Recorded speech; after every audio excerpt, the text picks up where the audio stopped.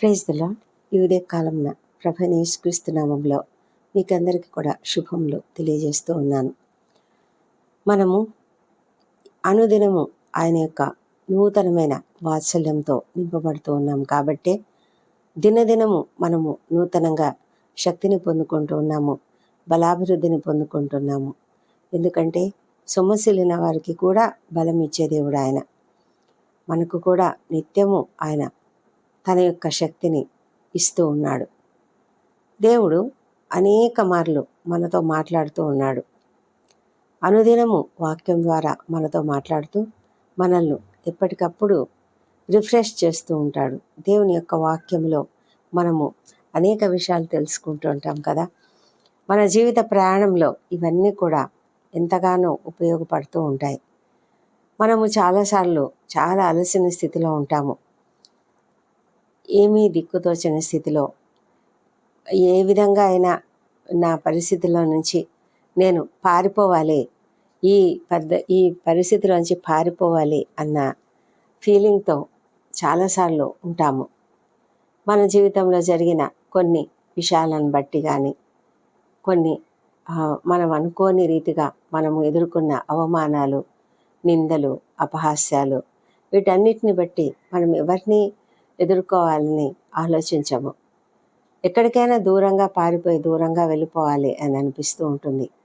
దావీదు కూడా అంటాడు కదా, నాకు గువ్వలాగా రెక్కలుంటే నేను ఎక్కడికైనా వెళ్ళి ఎక్కడైనా దాగుకుందునే అని అంటాడు. అంటే అంత నిరాశ చెంది ఉన్నాడు. ఈ లోకంలో అందరి మధ్య ఉండడానికి ఇష్టపడలేదు దావీదు. అలాంటి స్థితిని అతడు ఎదుర్కొన్నాడు. మనం అందరం కూడా మనుషులమైనటువంటి మనమంతా కూడా అలాంటి పరిస్థితులు ఎదుర్కొంటూ ఉంటాము. అలాగనే ఒక స్త్రీ, సమరయ స్త్రీ, ఆమె కూడా అలాంటి పరిస్థితిని ఎదుర్కొంటూ ఉంది.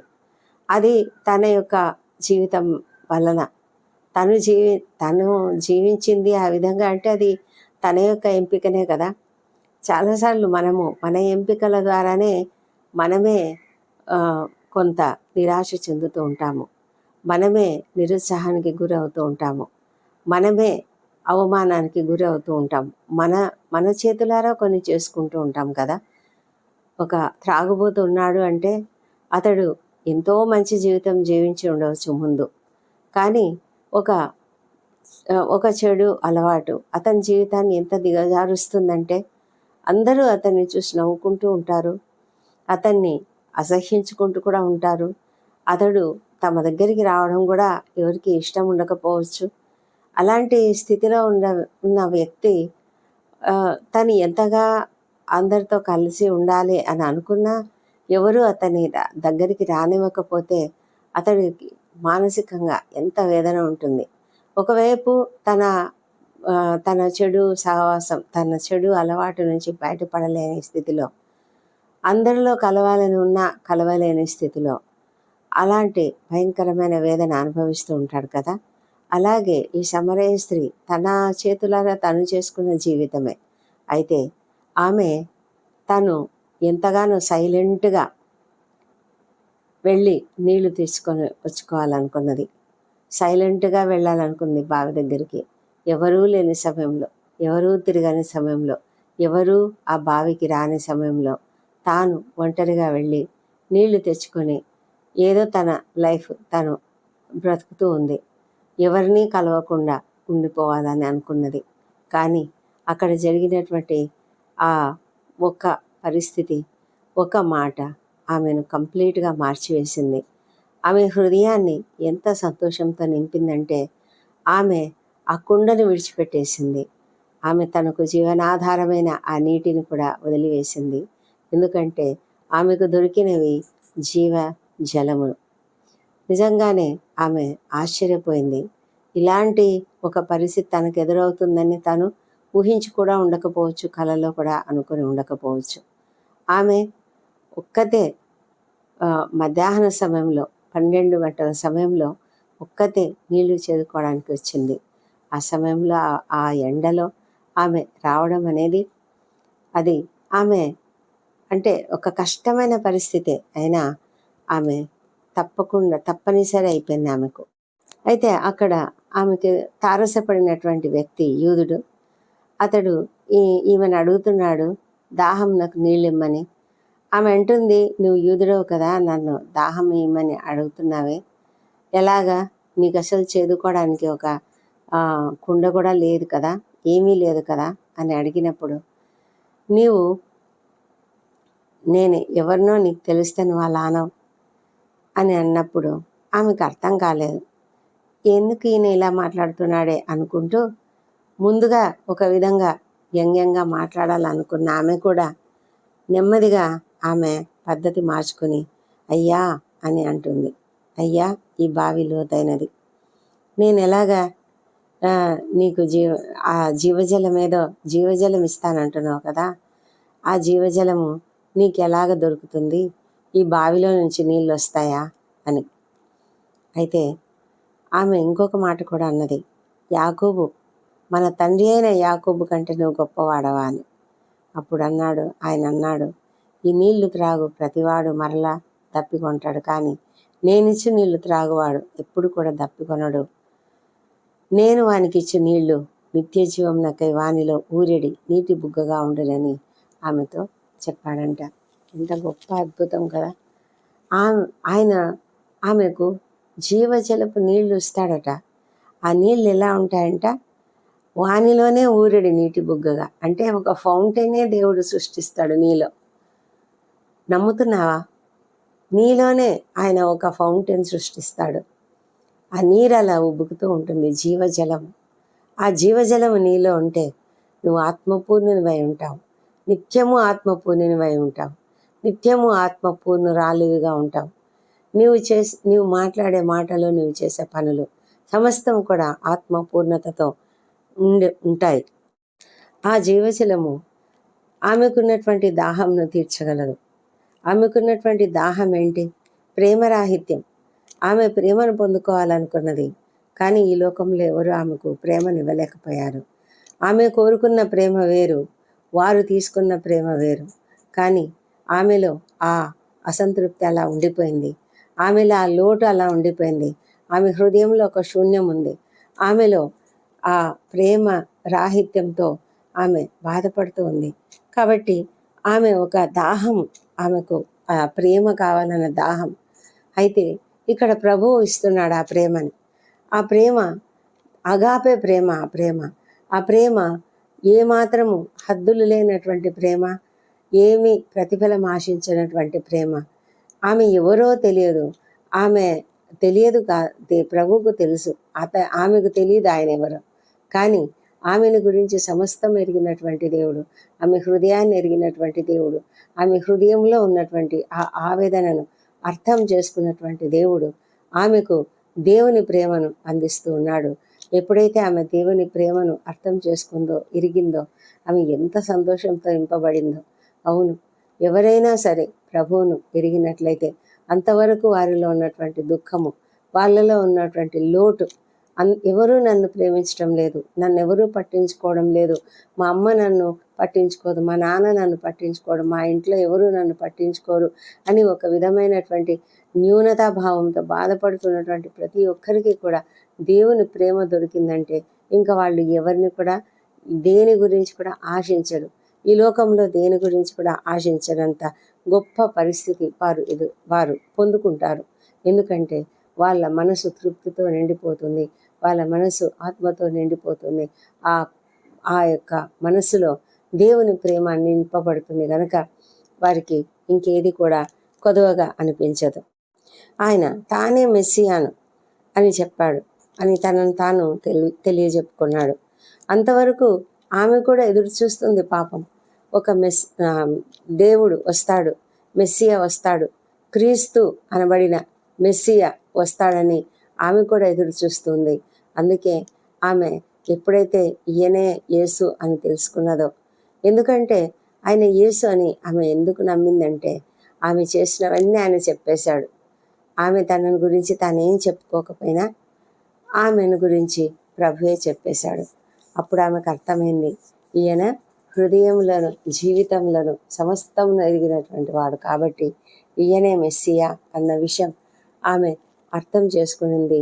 ఎప్పుడైతే ఆమె తెలుసుకుందో ఆమె ఎంతో సంతోషపడింది. ఆమె జీవితం మారిపోయింది. ఆమెలో ఒక మార్పు అనేది కలిగినప్పుడు ఎంత సంతోషపడిందో ఆమె.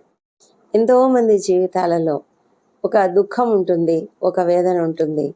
అది లోతులో, హృదయపు లోతుల్లో ఉంటుంది. అది ఎవరికీ అర్థం కాదు. బయట చూసే వాళ్లకు ప్రతి ఒక్కరూ చాలా సంతోషంగానే బాగానే కనిపిస్తారు. కానీ వారి హృదయ లోతుల్లో ఉండేటువంటి ఆవేదన చాలామందికి తెలియదు.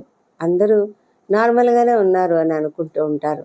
ఈ లోకంలో ఎవరికైనా దెబ్బ తగిలినప్పుడు, ఏ దెబ్బ తగిలినా లేకపోతే శరీరానికి అనారోగ్యం కలిగినప్పుడు ఎవరైనా వచ్చి పరామర్శించి ఎలా ఉన్నావు అని అడుగుతారు. కానీ ఒకవేళ మనస్సులో బాగలేదు, హృదయంలో బాగలేదు, హృదయం గాయపడింది, హృదయంలో వేదన ఉంది, దుఃఖం ఉంది అంటే అది ఎవరికీ తెలియదు. కాబట్టి ఎవరు కూడా వచ్చి నీ హృదయం ఎలా ఉంది, నీ హృదయంలో సంతోషం ఉందా, నీ హృదయంలో దుఃఖం ఉందా అని ఎవరు అడగరు. అందరూ నార్మల్గానే ట్రీట్ చేస్తూ ఉంటారు. అయితే దేవుడు ఉన్నాడు, మన దేవుడు. ఆ దేవునికి, యేసయ్యకు మన హృదయం తెలుసు, మన హృదయంలో ఉన్న వేదన తెలుసు, దుఃఖం తెలుసు. అందుకే ఆయన మన యొక్క దుఃఖాన్ని చూసి మనల్ని ఆదరించే దేవుడు, మనకు ఓదార్పునిచ్చే దేవుడు, మనకు ఏమి కావాలో అది ఇచ్చే దేవుడు. ప్రేమ రాహిత్యంతో బాధపడుతున్నావా, నీకు ప్రేమను అందించే దేవుడు. నీలో దుఃఖం ఉన్నదా, ఆ దుఃఖాన్ని తీసివేసి ఆ దుఃఖం స్థానంలో సంతోషాన్ని నింపేటువంటి దేవుడు. వేదన, దుఃఖము, భారము, ఈ సమస్తమైనటువంటి ఆ ఆ వేదన కలిగించే ఆ పరిస్థితులన్నిటిని కూడా హృదయంలో నుంచి తీసివేసి ఒక నూతనమైన హృదయాన్ని నీలో పెడతాడు, ఒక నూతనమైన స్వభావాన్ని నీలో పెడతాడు. నీలో ఉన్నటువంటి ఆ దిగులు, వేదన, చింత అంతా కూడా తొలగిపోయేలాగా ఆయన చేస్తాడు. కాబట్టి నీలో ఒక నూతనమైన మనసు వస్తుంది, నూతనంగా సంతోషంతో నింపబడతావు. ఆ జీవజలము దేవుడు మనకిచ్చినప్పుడు మన హృదయం శుద్ధీకరించబడుతుంది. మన హృదయంలో ఉన్న బాధ, వేదన అంతా కూడా తొలగిపోతుంది. మన జీవితాన్ని నిత్య నూతనంగా అది మార్చివేస్తుంది. మన జీవితంలో రిఫ్రెష్మెంట్ అంటే చక్కటి, మనల్ని తాజాగా ఒక నూతనమైన ఉత్సాహాన్ని నింపేటువంటి జీవజలము ఆయన మనకు ఇవ్వగలుగుతాడు. ఎప్పుడైతే ఆ జీవజలమును నువ్వు తీసుకుంటావో నీ యొక్క జీవితము ఎంతగా మారిపోతుందంటే, ఆ స్త్రీ ఏం చేసింది, తన కుండ విడిచిపెట్టి ఊరిలోనికి వెళ్ళింది. ఊరిలోనికి వెళ్ళి ఆమె ఏం చెప్తుంది, అందరితో చెప్తుంది, ఇదిగో ఈయన నేను చేసినవన్నీ చెప్పినటువంటి ఆయనను చూడండి, ఆయన మెస్సియా కాదా, ఈయన క్రీస్తు కాదా అని అడిగినప్పుడు, చెప్పినప్పుడు అందరూ కూడా ఆమె వెంట వచ్చారు. ఎట్లా మారిపోయింది ఆమె జీవితం అంటే, ఇంతవరకు ఆమె ఎవరిని ఎదుర్కోవడానికి ఇష్టపడలేదు, ఒంటరిగా వచ్చి నీళ్లు తీసుకొని వెళ్ళిపోవాలని అనుకున్నది. ఆమె ఎవరిని కలవడం ఆమెకి ఇష్టం లేదు. ఆమె జీవితాన్ని బట్టి ఆమెనే ఒక విధమైన న్యూనతా భావంతో ఉన్నది. ఆమె ఎవరికి కంటపడడం ఆమెకు ఇష్టం లేదు. కానీ ఈ సమయంలో ఆమె అవన్నీ మర్చిపోయింది. తను ఎవరికి కనబడకూడదు అనుకున్న విషయం మర్చిపోయి పరిగెత్తి అందరి మధ్యలోకి వెళ్ళిపోయింది. తనను తాను ఆమె అందరికీ కనపరుచుకొని చెప్తూ ఉంది, ఇదిగో నేను ఒక వ్యక్తిని కనుక్కున్నాను, ఆయన మెస్సియానేమో, చూసుదురండి, రండి, నేను చేసినవన్నీ ఆయన నాతో చెప్పాడు, ఆయనే మెస్సియా అని పరిగెత్తి వెళ్ళి చెప్పినప్పుడు వెంటనే ఊరిలోని వాళ్ళందరూ ఆ స్త్రీ మాటను బట్టి నమ్మారంట. చూసారా, ఎంత అద్భుతం కదా. అంతవరకు ఆమెను ఎవరూ పట్టించుకోలేదు. ఆమె అంటేనే చీదరించుకుంటారు, ఆమెను దూరంగా పెడతారు, ఆమెతో సహవాసం చేయడం కానీ, ఆమెతో మాట్లాడడం కానీ ఎవరికి ఇష్టం ఉండదు. అలాంటి స్త్రీ పరిగెత్తుకుంటూ వచ్చి వారి మధ్యలోకి వచ్చి, ఇదిగో ఇది ఇలా ఉంది పరిస్థితి అని చెప్పినప్పుడు వెంటనే ఆమె మాట విన్నారు. యేసయ్యను గురించిన మాట వారు విన్నారు. విని వారు ఆమె వెంట వచ్చారంట ఆయనను చూడ్డానికి. ఎప్పుడైతే ఆయన దగ్గరికి వచ్చారో వారందరూ కూడా ఆయన మాటలు విని విశ్వాసం ఉంచి వాళ్ళు అంటున్నారు, నువ్వు చెప్పిన మాటలు కాదు కానీ నిజంగానే మా మట్టుకు మేము విని ఈయన నిజంగా లోకరక్షకుడని మేము తెలుసుకున్నాము అని చెప్పి ఆయనను ఆ ఊరిలో ఇంకా 2 రోజులు ఉంచుకొని ఆ ఊరిలో వారు అంతా కూడా ఆయన యొక్క మాటలు విన్నారు, ఆయన బోధన విన్నారు, చక్కగా ఎంతో సంతోషంగా దీవించబడ్డారు. అనేక మంది ఆయనను అనుసరించడం మొదలుపెట్టారు. ఇంత గొప్ప అద్భుతము ఆమె ఒక్క వ్యక్తి ఆమె ఆ విధంగా చేయగలిగింది. ఒక ఒక మంచి ఇవాంజలిస్ట్గా ఆమె ఆ సమయంలో మారిపోయింది. తన జీవితం మారిపోయింది, తన మనసు మారిపోయింది, తనలో నూతన ఉత్సాహం వచ్చేసింది. ఆమె ఒక దాక్కునే స్థితిలో నుంచి బయటికి వచ్చేసిన స్థితిలోనికి ఆమె వచ్చేసింది. బహిరంగంగా అందరి ఎదుటికి రావడానికి ఆమె నేర్చుకున్నది. ఆమె దేవుని గురించి చెప్పడం ప్రారంభించింది. ఇంత గొప్ప అద్భుతం ఆమెలో ఎలా జరిగిందంటే, ఇదిగో ప్రభువిచ్చిన జీవజలాన్ని ఆమె స్వీకరించింది. ప్రభువిచ్చిన జీవజలము ఆమె హృదయాన్ని మార్చివేసింది. ఆమెలో సంతోషం కలిగింది. ఎంత సమాధానంతో నింపబడిందంటే ఆమె జీవితమే మారిపోయింది. నిజంగా మన జీవితాలలో కూడా అదే ఆయన చేయగలడు.